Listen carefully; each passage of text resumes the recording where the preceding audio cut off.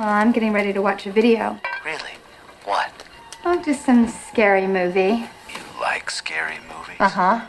What's your favorite scary movie? The subgenre of horror known as slasher films began to take shape in the 1960s thanks to proto-slasher masterpieces of suspense like Psycho and Peeping Tom, and entered its golden age in the 70s and early 80s when dozens, if not hundreds of them were produced, including heavy hitters like Halloween, A Nightmare on Elm Street, and Friday the 13th. However, beginning in the mid-80s, they experienced a dramatic drop in popularity as their audiences moved on to what they perceived to be deeper and more psychological fare. For nearly a decade, it seemed like slashers might finally be gone for good. That is, until they were resurrected in 1996 by the topic of our discussion today. Greetings and welcome to the Nerd College, where we're breaking down the history and lore of the Scream franchise from its origins to the setup of each and every movie without giving away the killer's identity, so you can uncover that mystery for yourselves. Join us, won't you? I had someone come up and they said, Kevin West. And he went, Kevin Williamson? I said, yeah. He goes,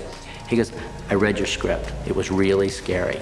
And I thought, I can lay down and die. The concept for what would eventually become Scream was created by screenwriter Kevin Williamson, who, fun fact, would eventually go on to pen screenplays for several other 90s classics including The Faculty, I Know What You Did Last Summer, and his most horrifying creation, all 6 seasons of Dawson's Creek. His original inspiration came to him while he was house-sitting for a friend and happened to catch a report on the Gainesville Ripper, a gruesome real-life serial killer who targeted students attending the University of Florida, broke into off-campus homes, and left the city paralyzed with the fear that nowhere was safe. Finding himself spooked by an open window in the unfamiliar environment, he decided to call a friend for support, and after securing the house together over the phone, the two ended up discussing the many tired and overused tropes that define the horror movie genre. Over the remainder of the weekend and while listening to the Halloween soundtrack for inspiration, Williamson would finish the script that was then titled Scary Movie. This would later serve as the working title for the film before it was changed to Scream, and of course eventually provide the name for the spoof comedy released in the year 2000. I almost didn't want to go there again.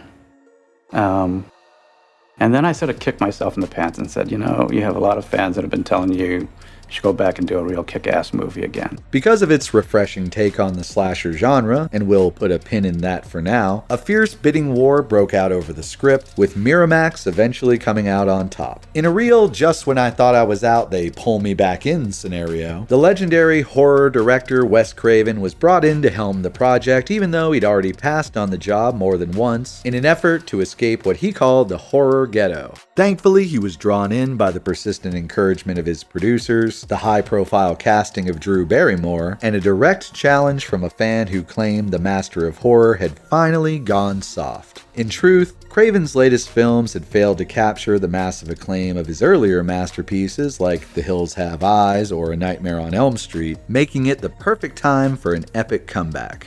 He's taken his love of fear Hello? Hello, Sydney. one step too far. Do you like scary movies? Set in the quiet, fictional town of Woodsboro, California, the first entry in the series centers on Sydney Prescott, a high school student whose life is already a tabloid tragedy following the brutal murder of her mother exactly 1 year prior. The story kicks off with a sequence that's since become legendary: a student home alone, a mysterious phone call, and a series of trivia questions about scary movies where the cost of a wrong answer is death. The news quickly spreads around the town that a psycho is on the loose, and from here the film functions similarly to a classic whodunit mystery. Everyone in Woodsboro, from Sydney's distant father to her horror-obsessed boyfriend Billy, is treated as a legitimate suspect. The film masterfully utilizes red herrings to keep the audience off balance, ensuring that the mystery remains solvable but never obvious. Adding to the tension are the town's colorful residents, most notably the ruthless investigative journalist Gail Weathers, who's determined to use the tragedies to sell copies of her book, and Deputy Dewey Riley, who provides some much-needed heart to the investigation. All these characters help to create a living, breathing community. Damn little shits. What'd you call me?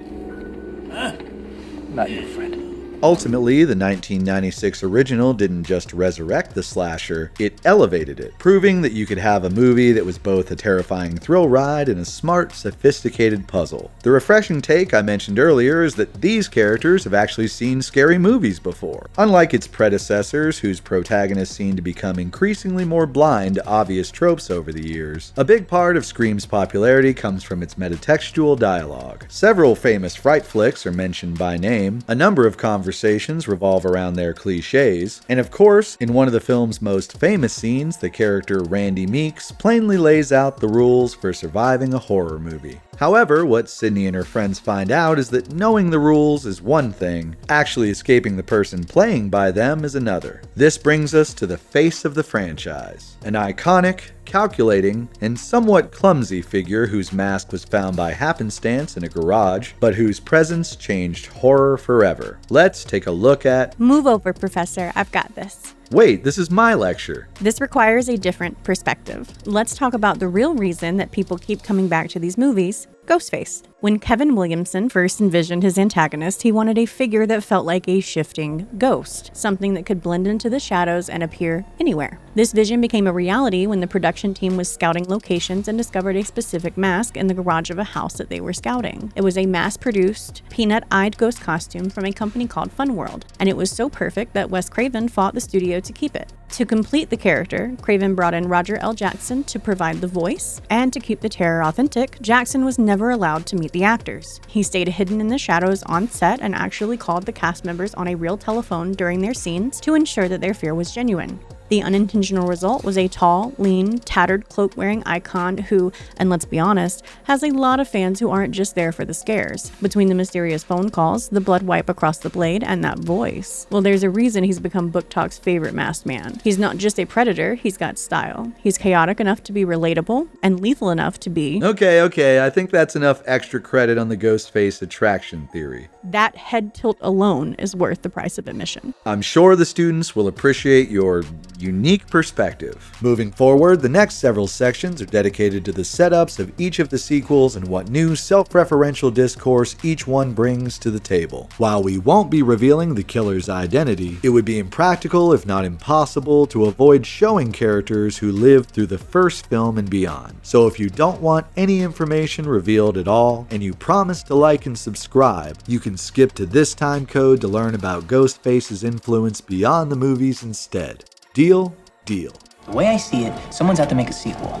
Cash in on all the movie murder hoopla. Following the massive success of the first film, a sequel was fast-tracked and released just 1 year later. Scream 2 follows Sidney Prescott to Windsor College, where she discovers that the terror has actually followed her to campus. This entry introduces the concept of Stab, a fictionalized movie within a movie based on the Woodsboro murders, which adds another layer of meta-commentary. The characters are now reacting to their own fame in the universe of the movie. As Randy Meeks famously points out, there are new rules for a sequel. The body count must be higher and the kills must be far more elaborate. By turning the lens back on the media's obsession with tragedy, the sequel proved that the franchise wasn't just a one-hit wonder, but a clever deconstruction of how we consume horror in the first place.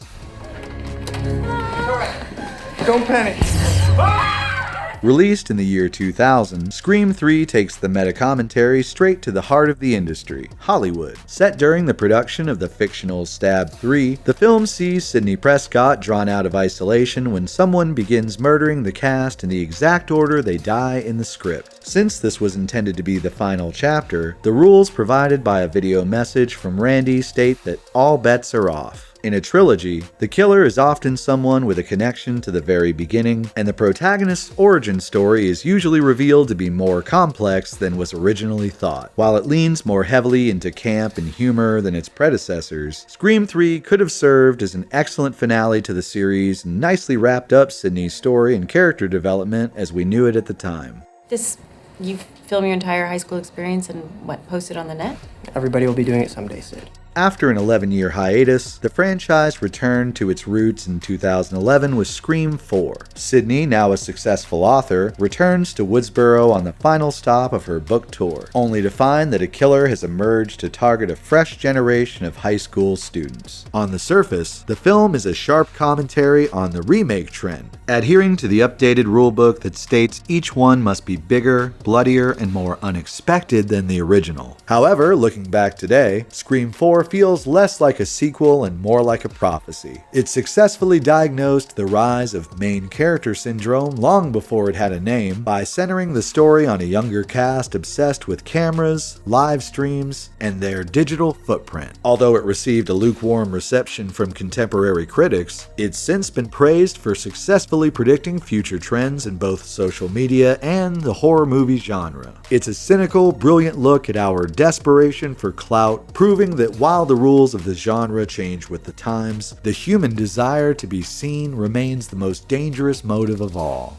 Halloween, Saw, Terminator, Jurassic Park, Ghostbusters, even Star Wars, it always goes back to the original. Set 11 years after the original Woodsboro murders and released in 2022, the franchise was revived with a fifth entry simply titled Scream. This installment introduces us to sisters Sam and Tara Carpenter, who find themselves at the center of a new string of murders linked to the town's original secrets. The meta-focus here shifts to the Requel, the modern Hollywood trend that serves as both a sequel to the original and a reboot for a new generation. The rules of the Requel are strict. You must introduce new blood to carry the story forward, but you must also include legacy characters like Sydney, Gale, and Dewey to legitimize the transition. Most importantly, in a Requel, no one is safe, and the plot armor that once protected the original survivors is officially gone. We're in a franchise, and there are certain rules to a continuing franchise. I had a feeling. Following the survivors to the sprawling streets of New York City, Scream 6 continues the franchise's tradition of proving that nowhere is truly safe. While the series has ventured away from Woodsboro before, traveling to Ohio in Scream 2 and Hollywood in Scream 3, the move to the Big Apple changes the geography of the scares entirely. In the crowded subways and cramped apartments of Manhattan, the anonymity of the city becomes the killer's greatest weapon. As a direct sequel to a Requel, the meta-commentary evolves into the rules of a franchise. In this stage, the stakes are reset, the body count is even higher, the set pieces are more elaborate, and as the characters are warned, anyone can be taken out at any time. It's a brutal entry that challenges the survivors to outrun a predator who's no longer playing by the rules of a single movie, but by the relentless momentum of a long-running saga.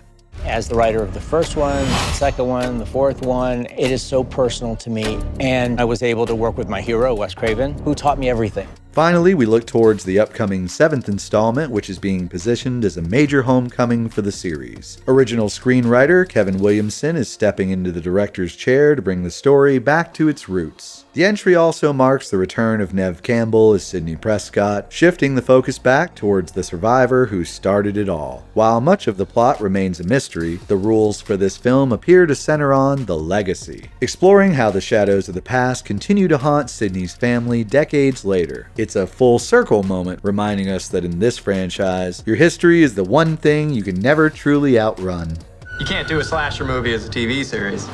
Slasher movies burn bright and fast. Beyond the silver screen, the Scream franchise is also extended to a 3-season television series that began airing on MTV back in 2015. While the first 2 seasons ventured away from the iconic Ghostface mask in favor of a new design, the 3rd season, subtitled Resurrection, brought back the classic Fun World mask and the voice of Roger L. Jackson to the delight of purists. Outside of scripted stories, Ghostface has also become a titan in the world of gaming. His inclusion as a playable killer in Dead by Daylight, his brutal appearance in Mortal Kombat 1, and his cameos in many other titles have introduced the character to a whole new demographic, proving that even 30 years later, Ghostface's silhouette is still one of the most feared and recognizable images in pop culture. Never, ever, ever, under any circumstances say, I'll be right back. Because you won't be back. I'm getting another beer. You want one? Yeah, sure. I'll be right back. Whether you're a lifelong fan or a newcomer preparing for your first trip to Woodsboro, the Scream franchise remains the gold standard for self-aware horror. It's a series that respects its audience's intelligence and constantly questions the tropes of the genre while simultaneously perfecting them. By blending high-stakes mystery with a sharp academic deconstruction of cinema itself, Wes Craven and Kevin Williamson created more than just a slasher. They created a living, breathing conversation about why we love to be scared. As we wait to see how the legacy unfolds in the next chapter, remember, the rules are always changing, everyone is a suspect, and in the world of Scream, the best way to stay alive is to be the one who knows the movies the best. Huge thanks to our guest professor, OddAlyssa, for gracing us with her knowledge on one of her favorite subjects. For more of her amazing voice, make sure to check out her channel here on YouTube and streaming over on Twitch as well. Which one is your favorite entry in the series? Or who is your favorite character? And why is it Dewey? Let us know in the comments below, and make sure to like and subscribe for more introductions to outstanding movies, shows, and anime. Thank you for watching. Now, Off to your next class. wait, that's my line. Did you know that less than 10% of people who watch YouTube videos actually subscribe to the channels they enjoy? That's psychotic. Ghostface says, subscribe, I'll be watching you.